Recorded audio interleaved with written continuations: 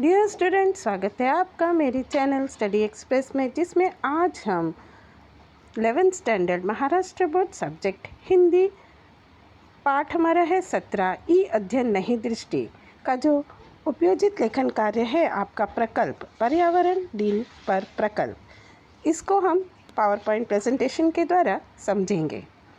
तो फिर से मैं एक बार बता दूं कि अगर आपने मेरे चैनल को सब्सक्राइब नहीं किया है तो चैनल को ज़रूर सब्सक्राइब करिए, वीडियो को पूरा देखें, वीडियो को लाइक करें, दोस्तों के साथ शेयर करें और चैनल को सब्सक्राइब करना बिल्कुल ना भूलें।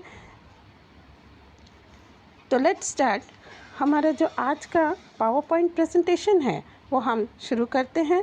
बच्चों, मैं जानती हूँ कि आप बहुत ही स्मार्ट हैं, आपको पावर पॉइंट प्रेजेंटेशन पीपीटी बनाना बहुत अच्छी तरह से आता है, लेकिन मैंने आपके सामने ये एक नमूना फॉर एग्जांपल बनाकर दिया है।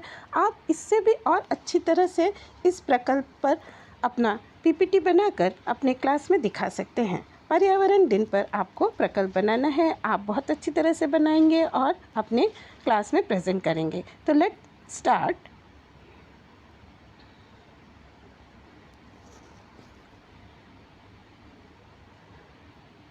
पर्यावरण दिन।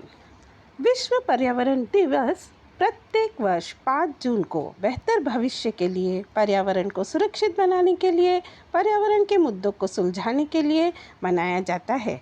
यह विश्व भर के लगभग 100 से भी अधिक देशों में मनाया जाता है। इस अवसर पर सरकारी संस्थानों के साथ ही साथ निजी संस्थानों व स्वयंसेवी संगठनों द्वारा विभिन्न कार्यों का आयोजन किया जाता है।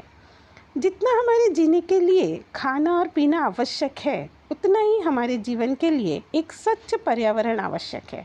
आज अगर हम अपने जीवन को स्वच्छ और रोग मुक्त होकर गुजार रहे हैं तो उसमें पर्यावरण का एक बहुत ही महत्वपूर्ण योगदान है।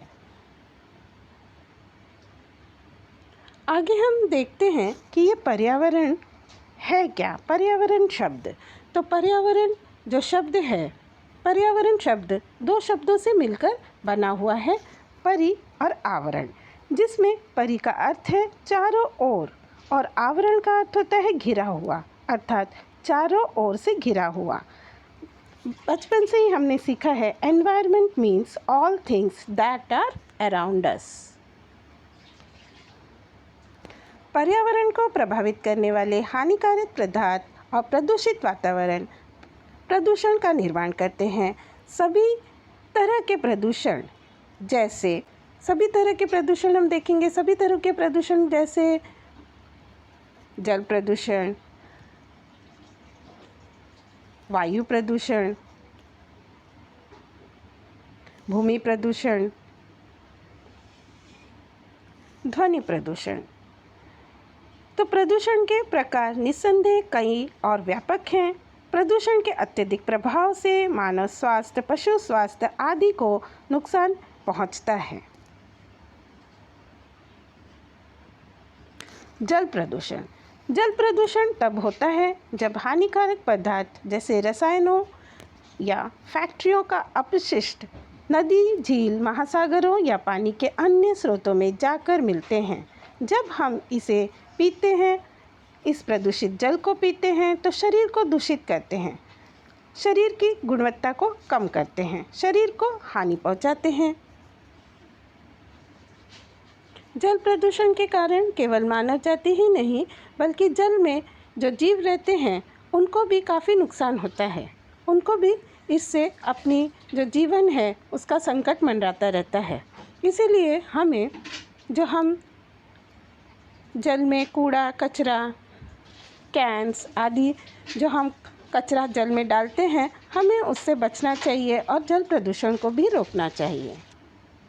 हमें जल प्रदूषण के लिए रोकथाम करने के विभिन्न कार्यक्रमों का आयोजन करना चाहिए और जल प्रदूषण को रोकने के लिए हमें उन सभी कार्यक्रमों में अपना सहभाग देना चाहिए। आगे हमारा आता है वायु प्रदूषण।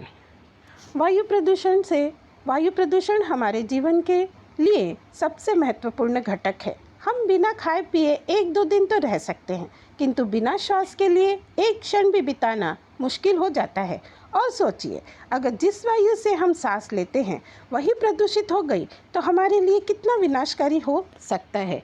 वायु प्रदूषण के कारण हमें कई तरह के श्वास संबंधी रोग हो जाते हैं। इसके बाद आ जाता है हमारा ध्वनि प्रदूषण। ध्वनि प्रदूषण या अत्यधिक शोर किसी भी प्रकार के अनुपयोगी ध्वनियों को कहते हैं जिससे मानव और जीव जंतुओं को परेशानी होती है। इसमें यातायात के दौरान उत्पन्न होने वाला शोर मुख्य कारण है। मानव ने आधुनिकता और वैज्ञानिकता के नाम पर प्रकृति का अत्यधिक दोहन किया है। परिणाम स्वरूप हमारी धरती प्रदूषित हो गई है। न ही पीने के लिए साफ पानी है, न सांस लेने के लिए शुद्ध हवा, और इसका जिम्मेदार और कोई नहीं बल्कि स्वयं मनुष्य है।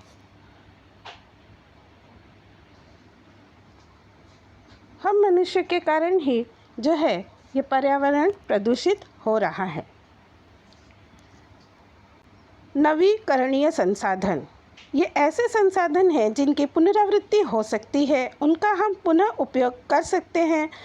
उसे हम क्या कहते हैं? नवीकरणीय संसाधन यानी रिन्यूएबल सोर्सेस। उदाहरण के लिए सूर्य, ज्वार भाटा तथा पवन ऊर्जा इत्यादि इन संसाधनों को भविष्य में भी बार बार उपयोग किया जा सकता है। In renewable sources of energy में आप देखेंगे wind mill, solar panel, green energy, save water, power point plant इत्यादि। तो इनके द्वारा हम अपनी जो पर्यावरण है उसको प्रदूषित होने से बचा सकते हैं। Thanks for watching the video.